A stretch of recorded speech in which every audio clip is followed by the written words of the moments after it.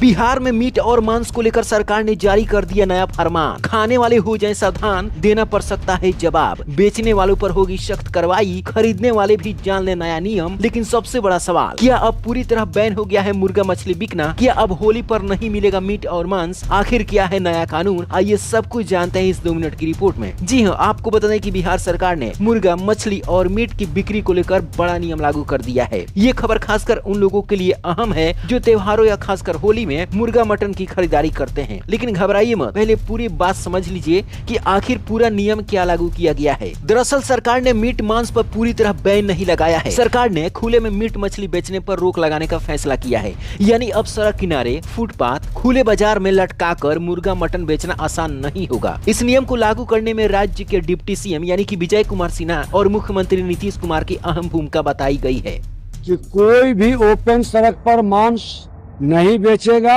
किसी के भावना को आहत नहीं करेगा। सरकार का कहना है कि यह फैसला स्वच्छता, स्वास्थ्य और सार्वजनिक व्यवस्था को ध्यान में रखकर लिया गया है। हालांकि कुछ लोगों का कहना है कि क्या पूरी तरह बैन हो गया है। तो आपको बता दें कि मुर्गा, मछली और मटन की बिक्री पूरी तरह बंद नहीं हुई है, लेकिन ये सभी काम अब नियम के तहत होगा। इसके लिए नए कानून लागू कर दिए गए हैं। सरकार के नए नियम के मुताबिक जो भी व्यक्ति मीट मांस बेचना चाहता है उसे वैध लाइसेंस लेना होगा। दुकान पक्की और ढकी हुई होनी चाहिए। खुले में लटकाकर या सड़क किनारे बिक्री नहीं होगी। साफ सफाई और स्वास्थ्य मानकों का पालन जरूरी होगा। आपने अपने नजदीकी बाजार में देखा होगा, जो भी मटन और मछली बेचने वाले लोग होते हैं वे कहीं पर भी दुकान लगा देते हैं और खरीदने वाले रोड के किनारे से भी आसानी से खरीद लेते हैं। लेकिन यह सब पूरी तरीके से अब बंद हो चुका है। सरकार का साफ कहना है कि अगर कोई व्यक्ति बिना लाइसेंस के मीट बेचता पकड़ा गया तो उस पर जुर्माना लगाया जा सकता है, दुकान सील की जा सकती है, कानूनी कार्रवाई भी हो सकती है। यानी अब जैसे तैसे दुकान लगाकर मीट बेचने का दौर अब खत्म हो गया है। अब चलिए जानते हैं कि खरीदने वालों को क्या सावधानी रखनी चाहिए। देखिए, अब सवाल यही है कि खरीदने वालों को क्या करना चाहिए और क्या नहीं करना चाहिए, क्योंकि आपसे सवाल पूछा जा सकता है। सरकार ने साफ कहा है कि लाइसेंस प्राप्त दुकान से ही खरीदारी करें, खुले में बिक रहे मीट से बचें। नियम तोड़ने वाली दुकानों से सामान खरीदने पर पूछताछ हो सकती है। यानी कि अगर आप कहीं बाजार से मटन मछली लेकर जा रहे हैं तो आपसे सवाल पूछा जा सकता है, खुले दुकान से लाया या फिर बंद दुकान से लाया। हालांकि आपको बता दें कि आप कहीं से भी खरीदिए, आपके ऊपर कोई भी सजा का प्रावधान नहीं है, लेकिन नियम का पालन जरूर करना होगा जो भी दुकानदार इस प्रकार के दुकान चलाते हैं। अब सबसे बड़ा सवाल यह है कि क्या होली पर मुर्गा मटन नहीं मिलेगा?